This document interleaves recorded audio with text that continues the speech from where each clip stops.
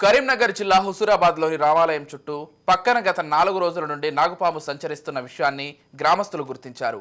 అయితే ఉదయం నాగుపాము రామాలయంలోని శివలింగంపై వచ్చి పడగ విప్పి కూర్చొని ఉండటం గమనించిన స్థానికులు వీడియో చిత్రీకరించారు. అనంతరం ఇట్టి వీడియో సోషల్ మీడియాలో వైరల్ కావడంతో చుట్టుపక్కన ఉన్న వాళ్ళు ప్రత్యేక పూజలు నిర్వహిస్తున్నారు.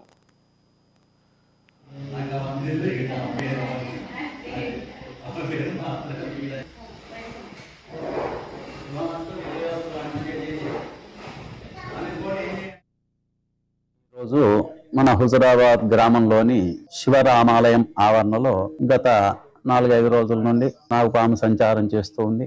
మా ఇంటికి వచ్చిందని చెప్పి అందరు అంటున్నారు. అదేవిధంగా ఈరోజు మన రామాలయంలోకి రావటం జరిగింది. వచ్చిన తర్వాత అది శివలింగాన్ని చుట్టుకొని ఉన్నప్పుడు ఉదయం 9:30-10 గంటల ప్రాంతంలో అది గుళ్ళోకి వచ్చింది. గుళ్ళోకి రాగానే భక్తులందరూ ఉన్నారు, కాస్త భయపడ్డట్టు అయ్యారు. ఆ శివలింగాన్ని చుట్టుకోగానే వాళ్ళందరూ నమస్కారాలు చేసుకుంటూ దండాలు పెట్టుకుంటూ దానికి అనేక విధాలుగా ప్రార్థన చేశారు. ప్రార్థన చేసిన తర్వాత అది పక్కకు వెళ్ళిపోవటం జరిగింది. ఈరోజు